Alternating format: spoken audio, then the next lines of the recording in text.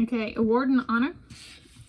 This is my second United States of America passport. So I'm going to talk about receiving this one. So this is the one, somehow it was related to going to the Dominican Republic, though I think we went to the Dominican Republic in December 2007, and this was issued in September 2008. But I think somehow this was gotten in relation to that somehow. Because it was December 2007 because my sister graduated from high school in June 2008, and our last family vacation together before she moved out was the Dominican Republic that Christmas, so that'd be December 2007. But this was somehow gotten in relation to that trip. And so the date of issuing was 19 September 2008, and the date of expiration was 18 September 2018. This is the one. My student visa is in here, my 6-month student visa. I've got stamps from going to different countries in Africa. I've got a Zimbabwe visa that takes up a whole page. It's kind of fun. Yeah, and anything else about it. So this was, Washington State was my residence when I applied for it. I was old enough that it lasted a decade. If one gets a passport and they're young enough, the passport lasts 5 years. So this one lasted a decade. And it covered my living in South Africa.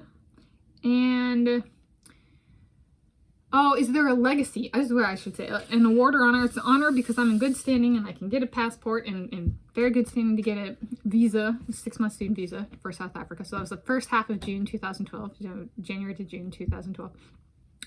Is there a legacy, like with a passport? And a little bit, so I went to South Africa and I was raped 12 times by the same person across 2 separate occasions. And then when I moved back to America, after I moved back, so I moved back in June 2012. I guess this is a moving video. I guess kind of resurrects, depending on if I were to move international, do some of these issues come back up, right? So I was raped in South Africa by somebody from Europe. And I was American, United States American, per passport, and we're in South Africa, which is like weird international law. And I don't know if it would get resurrected if I moved international. And then, let's see, Chad Leclos, soulmate of mine, I got blamed for not showing up at the 2012 Summer Olympic Games. The South African press blamed me for not showing up, like, why isn't she here? And I had been raped and was starting to go through that healing recovery process, acceptance process, which is kind of a huge slap in the face, blaming the victim kind of thing. And they called me a cheater.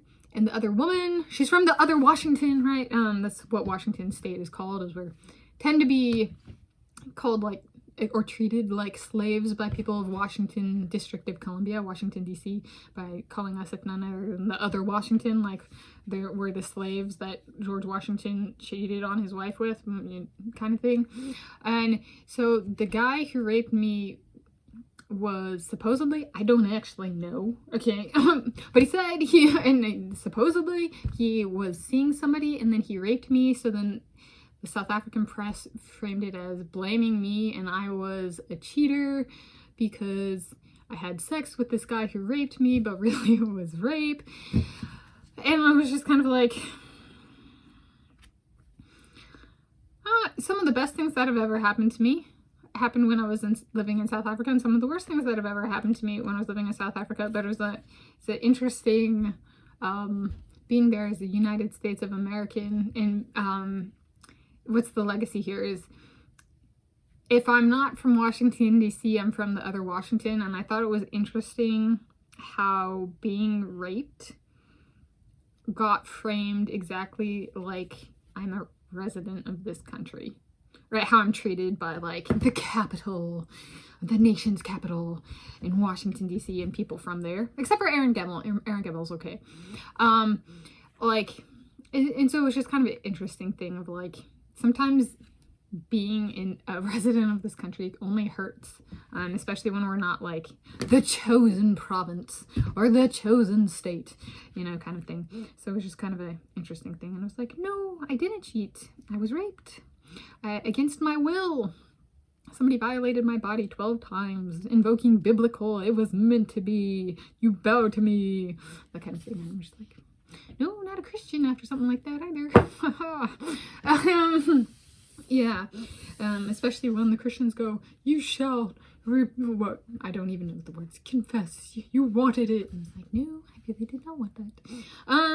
So there's just like, yeah, it's a weird legacy of like, you know, those thoughts linger. Does this stuff come back up if I move international? Not necessarily if I travel international. I've been to Scotland, and Scotland treated me well. Should I move to Scotland? But yeah, those thoughts linger. So there's a lingering legacy, LL, lingering legacy with this passport. But there's a little bit about this award in honor. And I've already talked about the student visa, so I'll link to my awards and honors playlist if you want to find that video more easily. Yeah. Happy Monday, 30 October 2023 as of filming this.